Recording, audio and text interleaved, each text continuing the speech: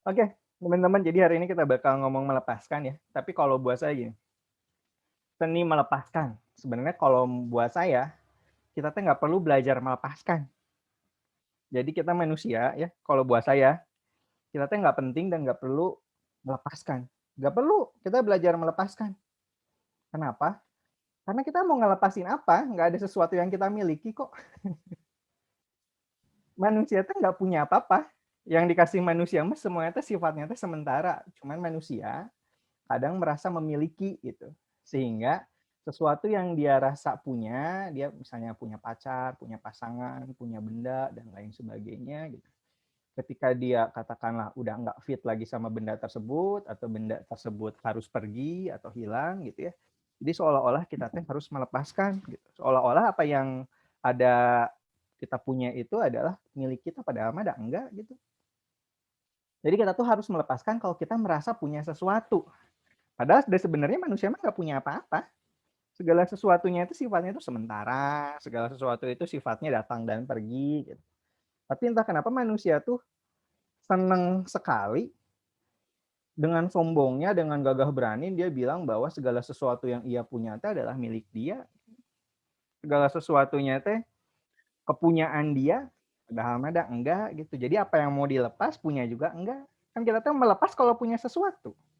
Kita tuh kasih kalau punya sesuatu, tapi kan kita nggak punya apa-apa. Tidak filosofis dan nyatanya kayak gitu ini mah. Filosofis banget, enggak filosofis, beneran gitu.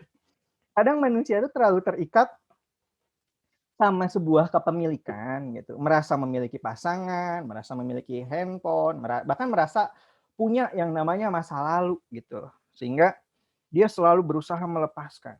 Nah, jadi sebenarnya teman-teman, kalau buat saya, kita tuh nggak perlu capek-capek melepaskan kalau kita punya mindset, kalau kita berpikir, kalau kita paham bahwa sebenarnya kita nggak punya apa-apa. Kita tahu, kita paham segala sesuatunya itu memang sifatnya sementara, hidupnya sementara, datang dan pergi gitu. Bahagia sementara, sedih juga sementara. Emang ada manusia yang bahagia selamanya gitu dalam hidup? Ya nggak ada. Emang ada bahagia yang selalu sedih selamanya? Nggak ada. Segala sesuatunya itu kesementaraan. Jadi teman-teman, sebenarnya memang yang membuat manusia galau ya, yang membuat manusia sedih, yang membuat manusia gelisah, yang membuat manusia nggak nyaman itu karena dia berusaha memiliki sesuatu yang sebenarnya nggak pernah punya dia gitu. Itu yang manusia bikin. Jadi cita-cita, mimpi tidak salah punya cita-cita, nggak salah punya mimpi sebenarnya. Itu hal yang bagus buat manusia. Tapi ketika dia merasa bahwa segala sesuatunya harus sesuai dengan keinginan dia, segala sesuatunya harus berdasarkan kepemilikan dia gitu. Ya, itu akan agak susah juga ya buat manusia sebenarnya. Jadi sebenarnya sekali lagi saya tekankan, kita nggak perlu belajar melepas karena pada hakikatnya manusia nggak punya apa-apa. Justru yang penting adalah kita memahami segala sesuatu yang ada dalam hidup kita bersifat kesementaraan. Misalnya kan kalau pacaran nih, aku akan mencintaimu selamanya. Ah, kaman atau cinta gitu kan. Cinta dan Rangga aja 14 tahun hilang gitu kan. Mana selamanya si cinta teh bohong gitu. Dan pada akhirnya sampai maut gini, aku akan mencintaimu selamanya sampai maut memisahkan ya. Pada akhirnya kan yang membuat hilang dari kepemilikan adalah maut gitu. Jadi ya udah kita nggak usah ngomongin lepas melepas lah gitu. Dan saya juga nggak tahu ya gimana caranya melepas gitu. Tapi gini teman-teman, jadi intinya kalau buat saya kita nggak usah terlalu sombong, kita nggak usah terlalu merasa digdaya gitu ya, nggak usah merasa terlalu adiluhung gitu ya istilahnya, merasa segala sesuatu teh punya kita dan enggak gitu. Jadi teman-teman, melepas itu justru akan perlu kita lakukan ketika kita punya mindset, ketika kita berpikir kita tuh punya segalanya, kita tuh punya segala sesuatu. Terus katakanlah tadi kan kalau kata Kang Zain yang tangible sama intangible ya, yang material atau non material. Ya kadang kita tuh nggak bisa lepas dari masa lalu gitu ya, galau sama masa lalu. Karena kita tuh ngerasa itu adalah masa lalu punya kita gitu. Kita pernah mengalami itu, padahal pertanyaannya gini deh, emang masa lalu itu ada gitu? Emang masa depan teh ada gitu? Kalau ada di mana masa lalu, kalau ada di mana masa depan. Jadi saya pernah baca riset quantum physics ya, lebih ke fisika lah, saya lupa quantum atau enggak lah ya. Pokoknya mah intinya gini, time is illusion katanya. Waktu adalah ilusi. Ilusi yang dibuat oleh otak manusia. Karena otak manusia itu senang sekali membuat ilusi. Jadi kayak gini katanya. Sebenarnya yang paling nyata itu here and now ya. Hari ini, saat ini, present moment, living in the moment. Bagaimana kita hidup saat ini. Kalau kita ngomongin masa lalu, sebenarnya kan itu bicara tentang masa yang pernah kita lewatin. Masa yang pernah kita lewatin sebenarnya bentuknya memori. Gitu. Memori, ya misalnya kalau kita ngomongin otak-otakan gitu ya, otak-otak ada di hipokampus salah satunya gitu. Tapi kalau hipokampusnya dibelah di bagian otak, isinya nggak ada apa-apa gitu kan. Terus pertanyaannya masa lalu itu di mana gitu. Jangan-jangan itu sesuatu yang memang part of our memory yang sebenarnya pada akhirnya kita revisiting istilahnya. Kita datangi kembali, kita akses kembali, kita recall kembali sesuatu yang sebenarnya masa lalu itu sesuatu yang tersimpan di dalam memori, tapi kita istilahkan masa lalu gitu ya. Kita simpan di dalam memori, tapi kita akses hari ini. Jadi sebenarnya kalau kita lihat, kita mengaksesnya kapan sih? Kita mengaksesnya hari ini. Mengakses apa yang diakses? Yang diakses adalah memori. Nah, maksud saya apa? Maksud saya gini teman-teman. Kenapa manusia seringkali susah letting go, seringkali susah melepaskan? Tadi faktor pertama adalah karena dia merasa memiliki segala sesuatu. Dia memiliki yang namanya masa lalu. Padahal sebenarnya masa lalu itu just memory. Masa lalu itu di-create, di-recall oleh otak kita. Maka sebenarnya kita punya kontrol terhadap si otak kita.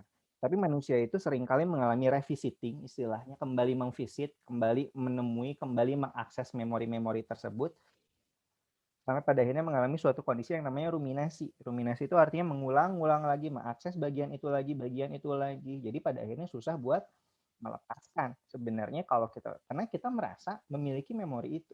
Kita merasa memiliki masa lalu itu. Kita merasa memiliki kenangan itu. Padahal sebenarnya pada hakikatnya tadi balik lagi ya teman-teman.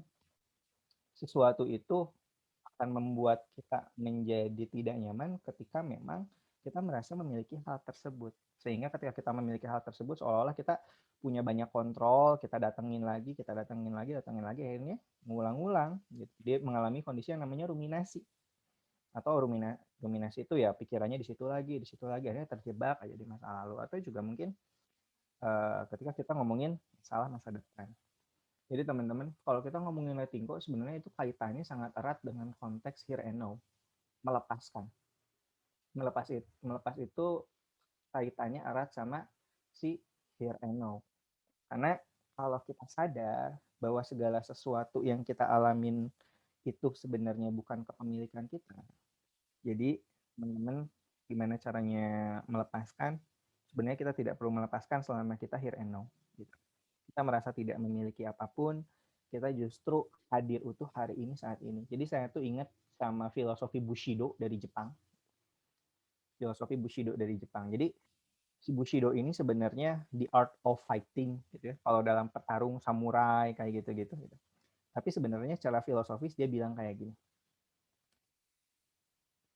Yang terpenting bagi seorang tarung gitu ya, salah satunya adalah detach. Bukan detach. Detach sama apa? Detach sama berbagai hal termasuk kehidupan duniawi gitu. Sehingga sebenarnya yang membuat kadang orang galau gitu ya, karena dia terlalu attached. Hal yang membuat kita terlalu lekat, hal yang membuat kita terikat sama sesuatu, itu tuh justru bisa membuat kita insecure. Seolah-olah kalau nggak ada ikatan itu, kalau nggak melekat sama hal tersebut, membuat hidup kita tuh jadi tidak nyaman gitu, jadi serba tidak pasti. Karena memang sebuah keterikatan. Jadi ketika kita terlalu attach sama sesuatu, sama kepemilikan gitu ya, itu membuat diri kita menjadi tidak nyaman. Nah, si prinsip Bushido ini justru mengajarkan kita tuh justru buat detach. Makanya kalau buat mereka paham betul gitu ya, kalau dalam prinsip Bushido itu kalau ngomongin detach, bicara tentang kesementaraan. Hidup ini sementara, maka kita perlu here and now. Artinya gimana? Karena hidup ini sementara, ya kita lakukan yang terbaik di hari ini dan saat ini. Karena kalau kita cuma ngomongin masa lalu yang udah lewat atau ngomongin masa depan yang belum terjadi gitu ya, kita lupa sama apa yang perlu kita lakukan di hari ini dan saat ini. Ketika kita memahami segala sesuatu itu sementara, ketika kita memahami sesuatu itu tidak selamanya dan suatu saat juga akan pergi, maka ketika kita dititipin sesuatu, dititipin hidup gitu ya, dititipin benda, dititipin pasangan, dititipin apapun, kita tuh perlu melakukan atau melayani hal tersebut dengan sebaik mungkin, menjaga hal tersebut dengan sebaik mungkin. Maka muncul sebuah prinsip kalau di Jepang namanya kaizen. Hangzen ya. Kaizen gitu. Hangzen yaitu continuous improvement. Artinya kita selalu melakukan improvement, melakukan yang terbaik yang bisa kita lakukan di hari ini dan saat ini. Kenapa? Karena kita sadar segala sesuatunya sifatnya sementara gitu. Baik lagi, jadi mereka tidak sibuk untuk melepaskan, tapi sibuk untuk melakukan yang terbaik hari ini, saat ini. Kenapa? Karena sadar bahwa tidak ada yang sebenarnya mereka miliki. Semuanya sifatnya adalah sementara. Di situ sebenarnya saya pas ngomong ditanya lepas, jadi saya tiba-tiba ingat ke sana sih teman-teman. Dan pertanyaannya gini, terus kenapa manusia tuh butuh keterikatan gitu ya? Kalau manusia sebenarnya pada dasarnya tidak memiliki apa-apa, terus kenapa dia merasa punya segala sesuatu, merasa butuh terikat sama sesuatu? Ini itu mengingatkan saya pada konsepnya Adler. Jadi Adler kan bilang bahwa manusia itu lahir dengan sebuah inferiority. Sampai pada akhirnya ketika dia mengalami sebuah inferioritas, untuk membangun superioritas, dia harus terikat sama sesuatu. Terikat sama jabatan, terikat sama kekuasaan, terikat sama harta. Supaya memang buat dia lebih superior. Terus hal ini tuh dijelasin lagi sama Erich Fromm. Jadi katanya manusia itu lahir ke dunia dengan keterasingan. Karena dia merasa terasing, karena dia merasa terlempar ke dunia, merasa sepi, dia butuh keterikatan, keterhubungan. Hubungan dengan apa? Keterhubungan dengan apapun sebenarnya.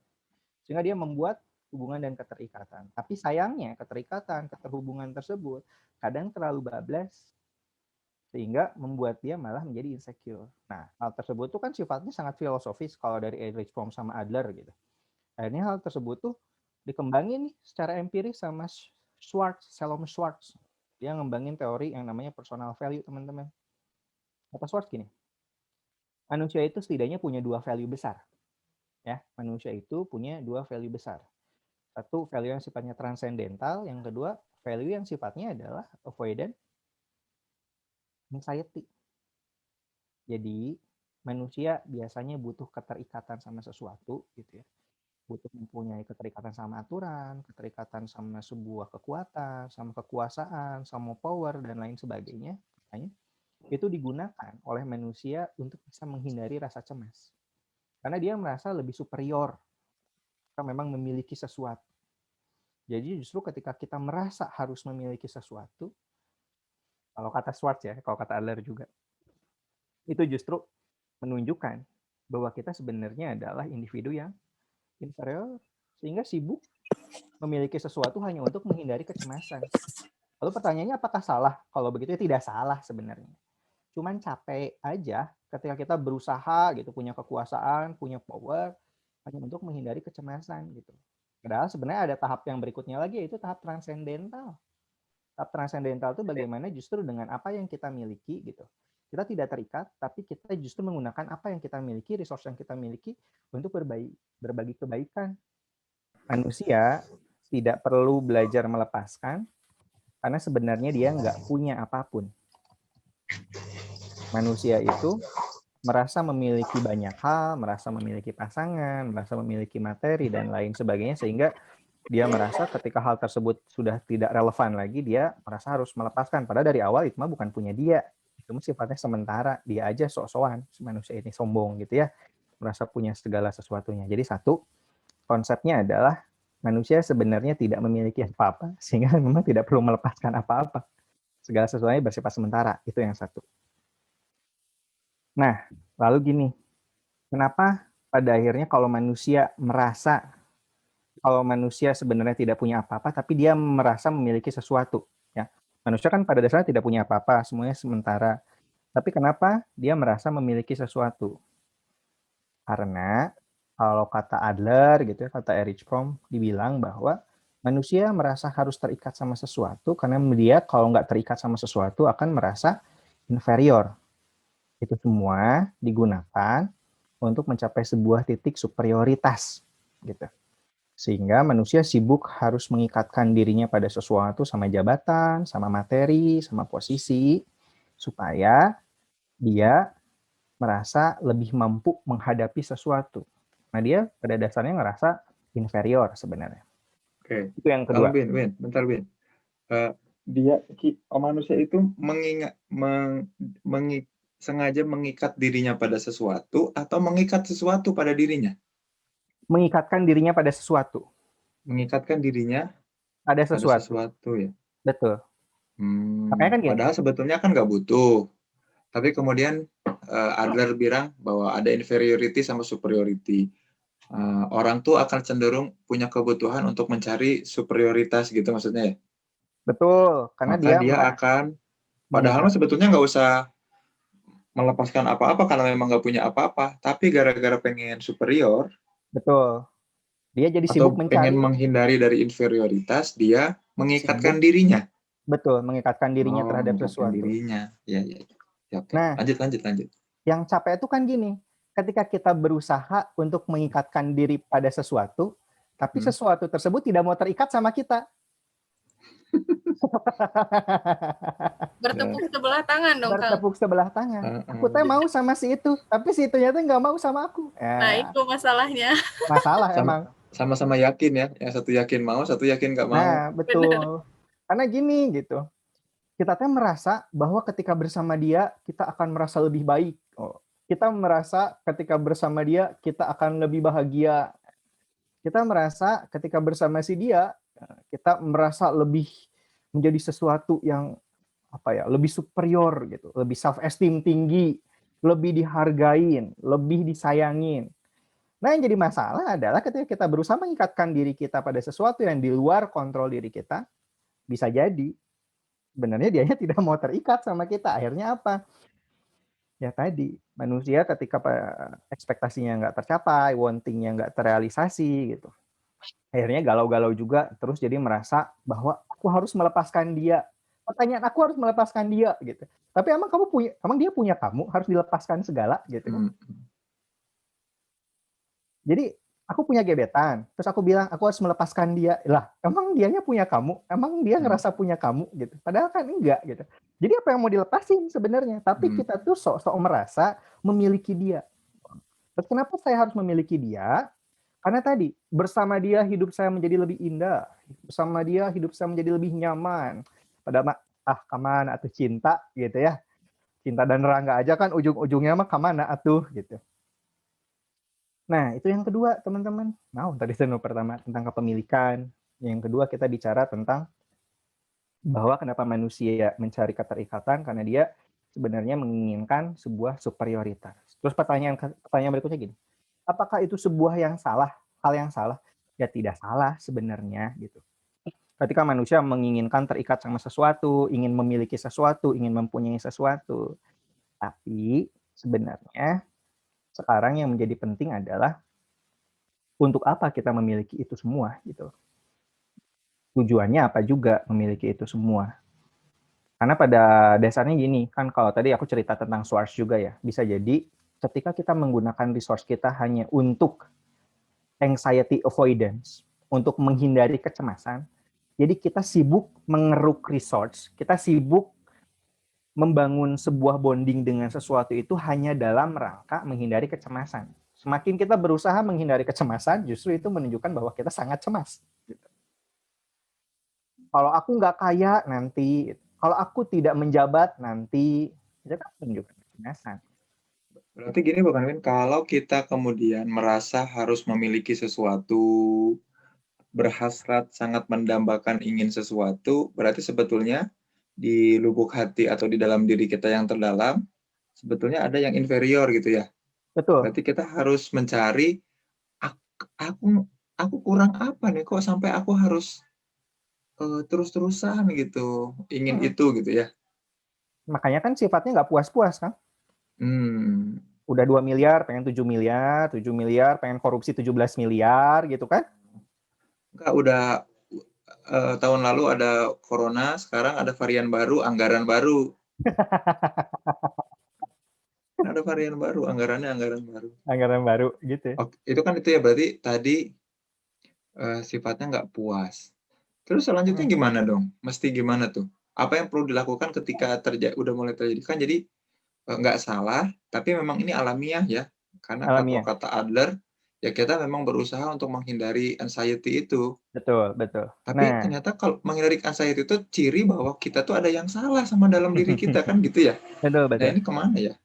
Nah, sekarang gini, Kemana? sebenarnya tadi kalau udah ngomongin Adler, sebenarnya itu hal yang alamiah. Terus pertanyaan berikutnya gini, terus kenapa kita tuh sebenarnya butuh anxiety avoidance gitu, butuh menghindari kecemasan sehingga harus mendapatkan sesuatu demi menghindari kecemasan. Sebenarnya default otak manusia, default diri manusia itu adalah memang untuk survive secara evolusi. Gimana caranya buat survive? Dia harus mengembangkan rasa cemas. Karena tanpa rasa cemas, dia nggak bisa survive. Tanpa rasa takut, dia nggak bisa survive. Tanpa rasa khawatir, manusia itu nggak bisa survive. Cemas, khawatir, takut dibutuhkan untuk survive. Survive mode, on gitu ya. Contohnya gini, kalau ini sering banget. Aku contohin tuh. Misalnya nih, aku nggak punya rasa cemas gitu ya, nggak punya rasa takut. Karena saking beraninya aku tuh. Terus aku lagi jalan gitu ya, lagi jalan, tiba-tiba ada ular di depan mata. Ketika ada ular depan mata, seakan aku nggak punya rasa cemas, aku datangin deh ularnya. Gitu. Ularnya ular apa Wow, dulu? Ular ular apa? ular kobra, Kobra. Oke. beracun. Aku datangin ya si ular. Terus aku Heeh. elus-elus, udah aku anaknya tidak punya rasa cemas dan selalu Iya, positif thinking. Aku elus-elus kayaknya. dan nggak khawatir bahwa dia tuh akan menggigit, nggak khawatir dia akan Betul, ngajak kita ke rumahnya gitu ya, enggak ya? memacok enggak gitu. Tiba-tiba aku Enggak. tadi pacok aja ya keracunan dan akhirnya die gitu. Karena aku nggak punya rasa cemas. Maka sebenarnya rasa cemas dan khawatir itu dibutuhkan untuk bisa kita survive. Tapi ada tapinya. Ketika memang ini terlalu over gitu, karena memang ada aspek-aspek psikologis tertentu lah ya membuat pada yang cemas ini menjadi terlalu overload, akhirnya akan membuat jadi bias dan kita terlalu cemas sama sesuatu, akhirnya mencoba mengeruk sesuatu demi menghindari kecemasan. Itu mode pertama, alamiahnya manusia. Tapi kan manusia berevolusi sebenarnya. Yang tadinya manusia itu tugasnya adalah untuk survive, untuk bertahan hidup. Seiring perkembangan evolusi manusia itu, jadi saya agak ngomongin psikologi evolusi ini teh. Ya, manusia itu pada akhirnya ketika dia udah berhasil tahu caranya survive, dia teh membangun sebuah kondisi sosiokultural. Oh, maksudnya kayak gimana? Jadi dia teh tidak lagi fokusnya untuk survive karena tahu caranya survive, udah biasa, tahu polanya gimana, bikin alat-alat dan lain sebagainya. Akhirnya dia mengembangkan sebuah metode dan mode baru, namanya mode transcendental. Nah, ini tuh levelnya udah di atas level survive. Levelnya di atas level survive. Nah, sekarang pertanyaannya gini teman-teman. Gitu. Cemas, khawatir sampai kita membutuhkan kekuasaan, power, dan lain sebagainya itu hal yang alamiah buat manusia survive. Gitu. Tapi sebenarnya kalau kita masih berada di situ, artinya kita masih berada di mode survive. Sementara manusia punya satu mode lagi, gitu, yang disebut dengan mode transcendental. Nah, sekarang pertanyaannya kita di mode yang mana nih? Masih di mode untuk menghindari kecemasan aja atau udah di mode transcendental? Mode transcendental tuh kayak gimana? Mode transcendental tuh kayak gini. Artinya concern kita adalah untuk memang beraktualisasi diri, untuk memang berbagi kebaikan buat banyak orang. Istilahnya universalism gitu ya, sama benevolence. Berbagi kebaikan untuk orang-orang terdekat, untuk alam semesta, kalau bahasa Schwartz itu gitu. Modenya udah mode transcendental. Nah, sekarang justru ketika kita sudah berada di mode transcendental, kita tidak sibuk lagi mengeruk dan membangun ikatan, tapi justru kita menggunakan resource yang kita miliki untuk berbagi kebaikan, gitu. Oke, tahan dulu ya.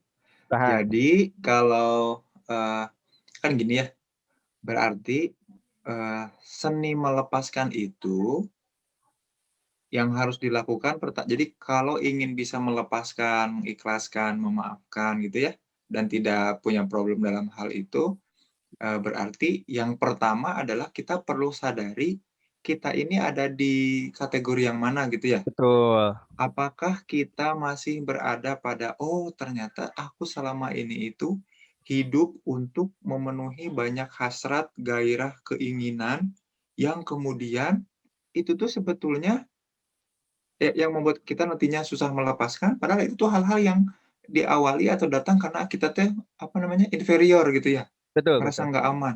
"Aduh, aku gimana dong belum nikah, aduh duh cari orang yang bisa menikahi," gitu ya. "Aduh, AKW. aku gimana nggak punya." A, bade Contohnya nikah pas ya, seorang abi gitu. contohnya pas, "Aduh aku kayak belum belum lulus-lulus," gitu, "jadi gimana cara aku belum," kayak gitu ya. Betul Itu betul. kategori pertama. Betul. Atau kategori kedua, kalau kategori pertama itu jangan khawatir, jangan takut disebut nggak normal, karena itu alamiah, ya. Alamiah, Karena itu ciri kita survive, gitu kan ya. dari kita Nah, survive, yang betul. kedua adalah tadi katanya, ada yang beda lagi nih yang level selanjutnya, katanya yang mode namanya transcendental. Nah, itu Betul. contohnya gimana? Jadi, ketika kita tuh sebetulnya udah tahu bagaimana survive, bukan didorong lagi oleh hasrat untuk Untuk menghindari bertahan, inferior, tapi bukan karena apa? menghindari. Karena memang keinginan buat kita berbagi. Oh, jadi karena aku ingin melihat orang-orang, punya hal yang sama dengan aku punya, gitu ya, Aku sudah maka aku merasa harus cukup. mendapatkan lebih banyak, gitu ya? Aku sudah merasa cukup, maka aku akan berbagi gitu. Oh, gitu. Dan itu jadi membuat kita susah melepaskan juga, gitu ya? Jadi Nah, kalau aku punya mobil, harusnya semua orang punya mobil juga, dan aku pengen ngebagi, gitu ya, mobil-mobil ini ke orang-orang. Itu kan mode transenden ya? Jadi aku ngerasa nggak cukup, susah melepaskan keinginan mobil, tapi di modenya bukan mode yang inferior, modenya justru mode superior dong ya? Atau ya, ya. gimana? Jadi gini, kalau di mode transcendental ini, jadi gini, karena memang concern kita tidak lagi untuk menghindari kecemasan, apapun yang kita miliki, kita tuh merasa cukup dengan apapun yang kita miliki. Jadi, ketika di mode mode ini, kita tuh sudah merasa cukup dengan apapun yang kita miliki. Jadi, dia tidak lagi sibuk untuk mengeruk, tapi sibuknya untuk berbagi.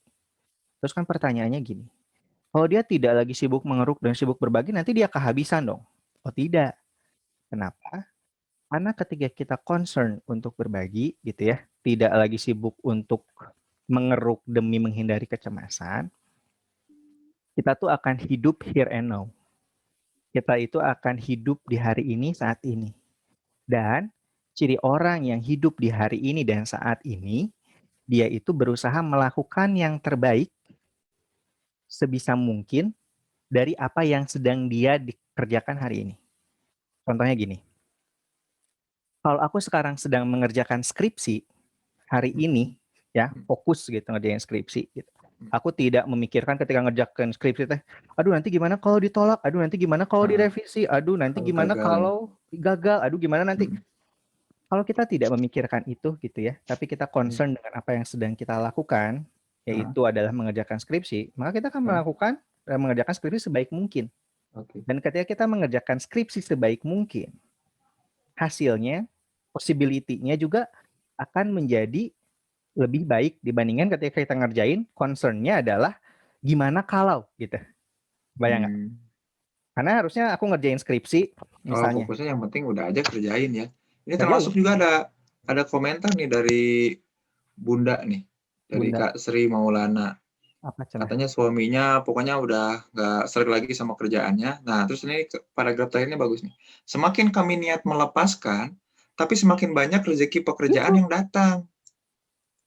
Baiknya kami gimana nih? Apa yang butuh kami lakukan untuk meyakinkan diri bahwa ini itu yang tadi Alvin jelasin ya. Berarti dia ada di mode transenden itu ya. Semakin kita Concern concern, malah dengan kita apa yang semakin kita lakukan. Kan gitu. makanya kan kalau Kang Zen pernah cerita kan ya ke waktu kita di mana kan pernah ngobrol teh kan Kang Zen bilang Di bahwa bawah pohon sebenarnya biasanya kita ngobrol di bawah pohon. itu mah tuh sambil mengeruk yang lain kan. Nah, di bawah pohon ngobrolnya, kalau di atas pohon kan aneh. Masa ngobrol di atas pohon? Tapi justru kita mah sering di atas pohon. Jadi gini kan aku tuh ingat kata-kata Kang Zen. Kang Zen kan pernah bilang bahwa kita tuh jangan sibuk nyari kerja tapi sibuk meningkatkan value gitu kan ya. Kerja mah jadi Betul, datang sendiri sesuai dengan value kita gitu kan. betul. Karena gini, kalau kita sibuk kerja, artinya kita kan sibuk cemas gimana kalau nggak punya kerja sebenarnya. Betul. Nah, bisa Tapi nggak gini berarti, gimana? Win, yang mode inferior itu berarti mode melepaskan, sulit melepaskan tapi yang negatif. Kalau mode transcendent itu sulit melepaskan, tapi sulit melepaskannya yang positif. Nih kayak yang Maksudnya gimana? Kak Sri alami sama suaminya.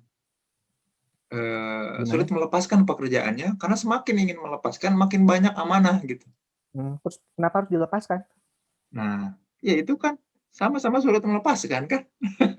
Enggak, tapi Ada kayak gitu nggak ya? Ada enggak, sulit melepaskan yang positif, ada heeh. sulit melepaskan yang negatif nggak? Bisa dibilang gitu nggak? Atau enggak juga?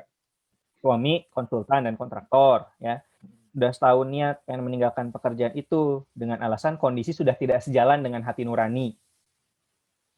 Jadi pengen meninggalkan karena kondisi sudah tidak sejalan dengan hati nurani. Tapi yang buat dia berat begitu pun saya adalah karyawan yang kerja dengan kami yang menggantungkan mata pencahariannya dengan kami.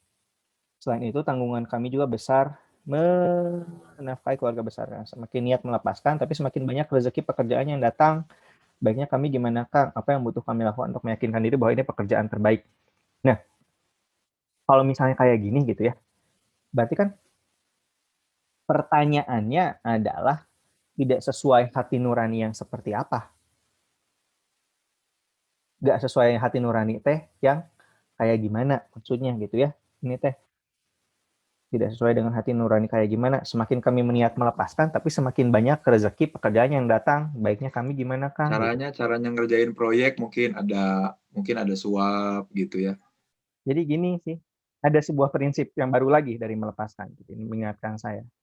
Kenapa manusia seringkali susah melepaskan? Karena ketika dia udah terbiasa sama sesuatu, gitu ya, udah terikat sama sesuatu, terus dia harus melepaskan, maka dia harus berhadapan dengan uncertainty, ketidakpastian. Dan yang namanya manusia itu seringkali nggak suka sama yang namanya ketidakpastian. Makanya kadang kita selalu diminta kepastian. Kang Zen apalagi dulu tuh pengen diminta kepastian terus ya Kang Zen ya.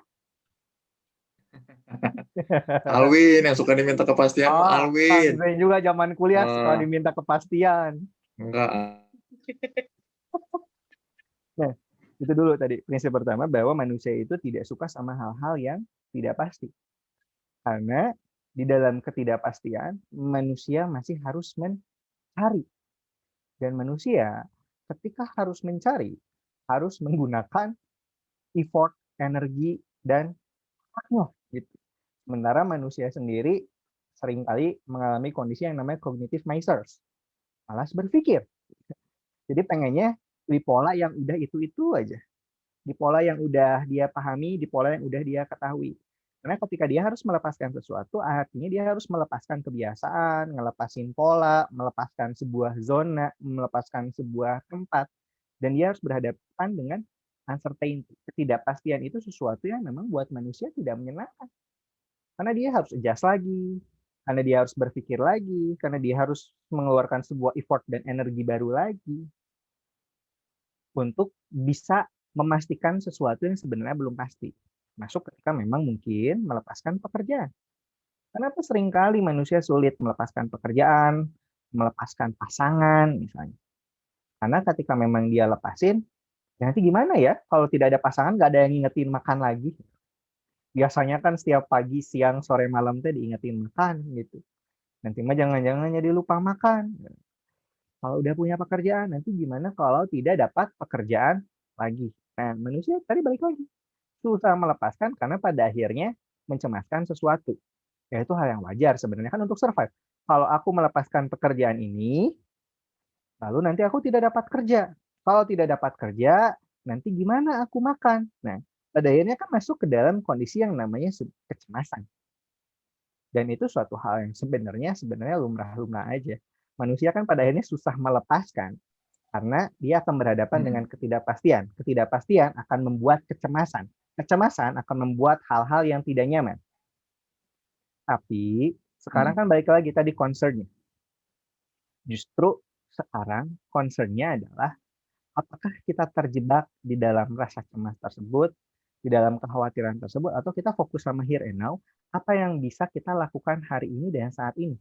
Hal terbaik apa yang bisa kita lakukan. Misalnya, kalau saya memang harus mencari pekerjaan yang baru lagi, berarti energi saya optimalkan untuk mencari pekerjaan baru sebaik mungkin. Ketika memang saya merasa harus segera melepaskan ini, gitu. Jadi si konsentrasi. Tapi gini, Win. Gimana? Sorry, motong. Tapi ternyata yang dialami sama Kak Sri ini juga masuk ke prinsip selanjutnya. Apa? ada kemudian ketika kita sulit melepaskan juga karena kemudian datang kepada kita secara bertubi-tubi kejadian-kejadian yang seolah-olah kita anggap jadi Iya ya, pembenaran. betul betul.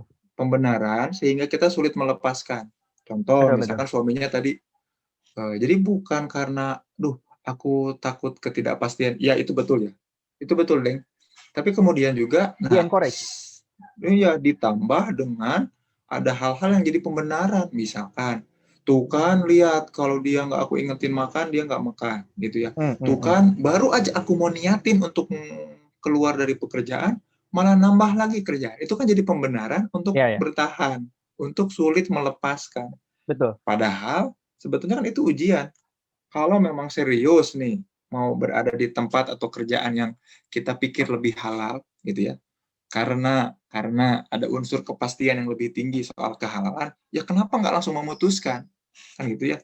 Kenapa Mhm. suaminya Kak Sri dan Kak Srinya sendiri kenapa nggak, ya udah kalau ternyata di tempat ini rawan sekali untuk kita membuat gitu ya, melihat kebatilan hal-hal yang nggak halal dan kita nggak nyaman, kenapa nggak kita langsung putuskan aja? Karena apa? Karena ada kejadian-kejadian yang jadi ujian. Ujian-ujian yang tadi kata Alvin itu meng-encourage, membantu kita, mendorong kita untuk melakukan pembenaran. Habis tuh kan dikit-dikit kemudian aku ditambahin lagi kerjaannya. Ya, Dikit-dikit, aduh pengawasan yang harus kita yang ngawasin. Nah, kalau buat Kak Afida nih, sulit melepaskan orang misalnya, karena tuh kan tanpa aku dia jadi gak bisa kan, tuh kan dia jadi lemes kan, tuh kan dia ngancem bunuh diri gitu. Jadi satu sisi memang ada ketidakpastian aku sama siapa, aku bakal kerja apa. Kemudian di sisi lain, setiap ter-encourage. kejadian yang datang tuh seolah-olah jadi pembenaran ya, Ben, ya. Iya iya, Pembenaran betul. bahwa, "Ih, iya tuh kan." Padahal enggak, itu alasan aja supaya kita sulit melepaskan. Gitu Tapi kan? tapi bener kan, pada akhirnya manusia akan selalu mencari pembenaran-pembenaran untuk tetap dia berdiam. Tapi gini sih, kalau aku melihatnya ya gitu. Karena tadi kita bilang tentang bicara here and now. Here and now itu kan bukan berarti kita mencari pembenaran, bukan mencari alasan, atau bukan fokus sama kecemasan. Tapi kalau sekarang kondisinya, realistisnya, here and now-nya adalah bagaimana kita ngebangun strategi. Dari strategi mencari pekerjaan baru, kapan melepaskannya, harus ketika apa, strateginya kayak gimana. Berarti kalau menurut saya, dibandingkan kalau kita mau hidup here and now ya, belajar melepaskan artinya hidup here and now, kita tidak fokus kepada nanti gimana ya kalau nggak dapat pekerjaan. Berarti kan itu fokus sama hal-hal yang sifatnya belum yang ada di masa depan, kekhawatiran dan kecemasan, atau fokus sama hal-hal yang sifatnya kita mencoba membenarkan. Tapi kita concern sama apa yang bisa kita lakukan saat ini, yaitu apa? Membuat sebuah strategi yang tepat dong. Gitu. Membuat sebuah strategi yang tepat. Jadi pikirannya tidak dihabiskan tentang gimana ya kalau saya gini nanti gimana ya? Enggak, bukan gimana ya kalau, tapi fokuskan energinya untuk mencari sebuah strategi yang tepat, gimana tadi kalau kata Kang Zai melepas dengan cara yang elegan. Karena seni melepaskan itu kan berarti kita melepaskan dengan cara yang elegan. Berarti kita memang harus punya strategi, memang kita harus berpikir secara matang, diskusi gitu loh. Gimana caranya gitu loh. Saya harus gimana dapat pekerjaan baru, gimana caranya supaya tetap semua orang yang saya nafkahi dalam tanda kutip, mereka tetap mendapatkan benefit-benefit yang baik. Jadi concern-nya justru di situ. Daripada menghabiskan energi kita untuk mencemaskan sesuatu atau mencari pembenaran akan sesuatu. Yang boleh jadi itu semua terdistorsi atau bias atau error sebenarnya pikiran kita. Jadi concern-nya, fokusnya membangun strategi, membangun cara, how to-nya. Begitu mungkin ya Kang Zen ya? Iyalah, pokoknya kalau Alvin bilang gitu pasti iya berarti. Oke, ini udah ada pertanyaan nih, Kang Alwin. Bacain Ketika dong kita nih. memutuskan sesuatu, pasti ada resikonya. Sebelum kita memutuskan untuk melepaskan, apa boleh kita menimbang dulu resikonya? Kalau disebut boleh mah ya boleh. Cuman buat Boleh apa berarti. gitu ya? Iya. Satu, buat apa dulu menimbangkan resiko. Yang kedua, berapa lama gitu. Jangan-jangan kita menjadikan pertimbangan resiko itu hanya sebagai alasan untuk menunda-nunda. Betul. Iya, ya. Aku pertimbangkan selama 20 tahun. Kelamaan gitu. Benar.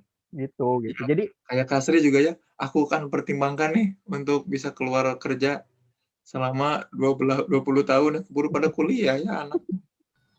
Ya, itu dan kadang si pertimbangan itu yang bikin kita cemas ya, Kang.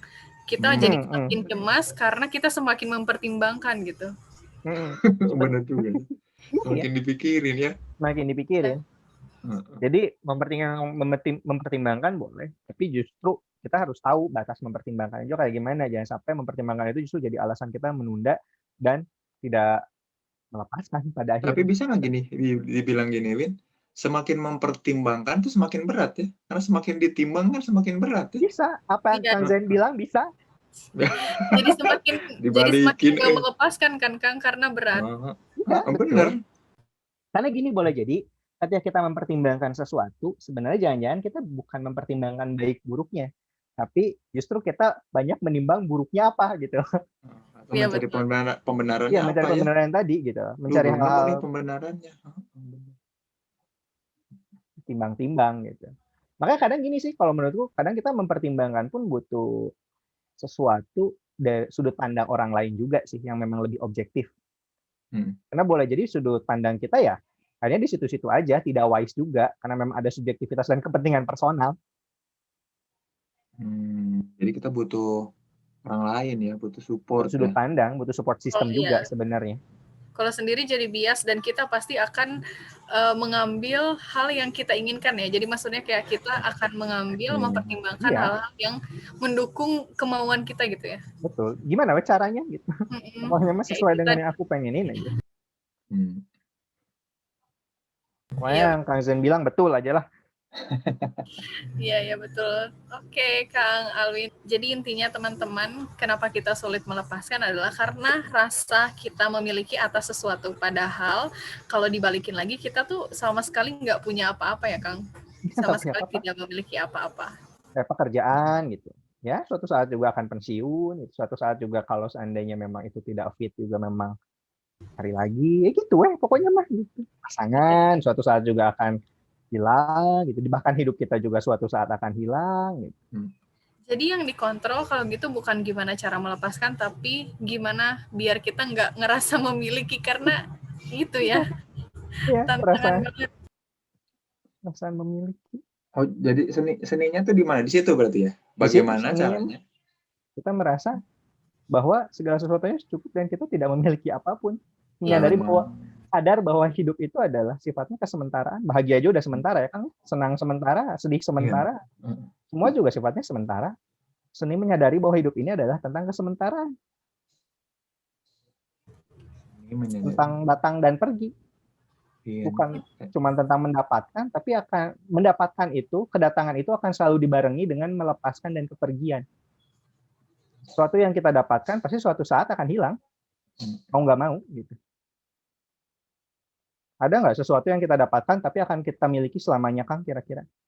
Mau bilang kegantengan udah nggak ganteng sekarang. Tuh kan? Mungkin iya kan, berarti sementara, gitu. Kang. Sementara kegantengan itu kan. Yang sebenarnya kita miliki seutuhnya nggak ada. Pekerjaan datang nanti pergi lagi, terus nanti datang lagi harus dilepaskan lagi, gitu Walaupun pada akhirnya kita di pekerjaan itu terus, suatu saat juga akan pensiun kita lepasin gitu. Tuh amal soleh tuh kata Lana. Sadar bahwa kita tuh sebenarnya nggak punya apa-apa ya. Iya. Dan di semuanya juga dititip-titipin aja sama Allah aja. Kalau pantas ya. Kalau pantas. Kalau enggak ya diambil lagi. Diambil lagi. Gitu. Masa kita nggak mau melepaskan orang nggak pantas berarti kan? Iya benar-benar. Pantas sebenarnya. Ya, jadi tugas kita mah here and now berusaha untuk menjadi orang yang pantas untuk nilai yang bagus ya kan. Lagi kebetulan dititipi penyakit, ya kalau memang belum pantas sembuh ya nggak akan dilepaskan penyakitnya. Dan gimana caranya biar pantas sembuh? Jadi olahraga, makan sehat, pola hidup sehat gitu kan. Wah, luar biasa nih. Ini ada nih satu lagi nih, Kang. Kang, gimana caranya menyeimbangkan konsep hidup here and now, tapi di sisi lain juga tetap menjaga tujuan di masa depan? Here and now itu bukan berarti nggak punya tujuan. Jadi gini teman-teman, konsep here and now sebenarnya, jadi kan ada konsep yang namanya mental time traveling ya. Otak manusia sukanya jalan-jalan gitu, suka traveling gitu ya. travelingnya kemana, kadang traveling ke masa lalu, kadang traveling ke masa depan. Tapi ingat prinsip traveling. Yuy, kau pernah traveling, Yuy? Pernah, Kang. Kayak traveling pulang nggak? Pulang dong. Nah, sama kayak mental time traveling, ketika mental kita, pikiran kita traveling nih, kan harus pulang. Justru lebih banyak pulangnya dibandingin travelingnya. Masa traveling 11 bulan, ai pulangnya 1 bulan. Bukan traveling, itu mah pindah namanya ya. Iya, benar. Nah, sekarang gini, ketika pikiran kita lagi traveling ke masa depan, kan traveling ke masa depan itu berarti untuk merencanakan, untuk membuat sebuah planning, untuk melihat sebuah tujuan.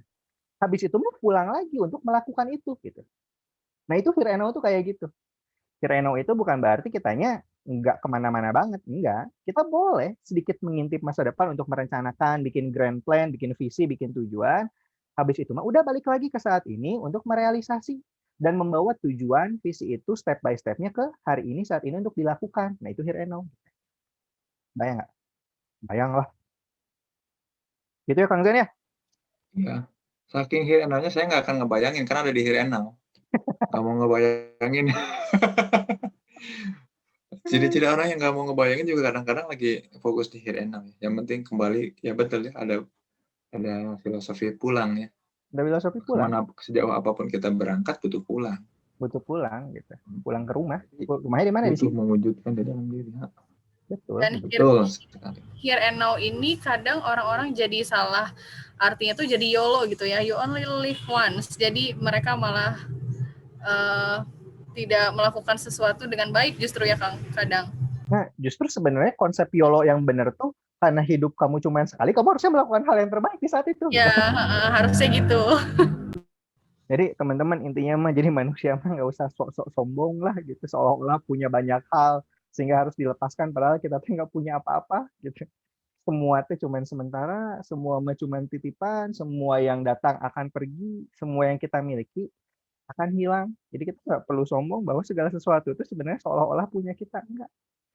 Jadi kita akan lelah, harus berusaha melepaskan ketika kita berpikir segala sesuatunya punya kita, padahal kita nggak punya apa-apa. Justru ketika kita tahu segala sesuatunya sementara dan kita nggak punya apa-apa, ketika kita diberikan hadiah atau dititipi sesuatu, maka yang menjadi tugas kita adalah menjaganya atau menggunakannya sebaik mungkin di hari ini dan saat ini. Udah gitu aja, Yoy. Oke, makasih banget nih Kang Alwin malam-malam dikasih insight dan udah menampar dari sejak Menampar.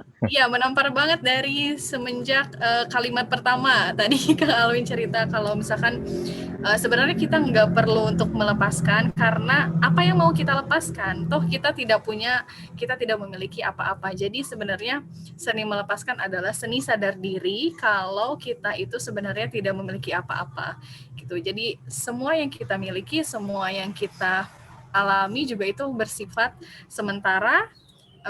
Apapun yang datang itu akan pergi. Gitu ya, Kang Alwin. Betul sekali. Nice. Okay. Terima kasih banyak untuk malam ini Kang Alwin sudah bersedia sharing.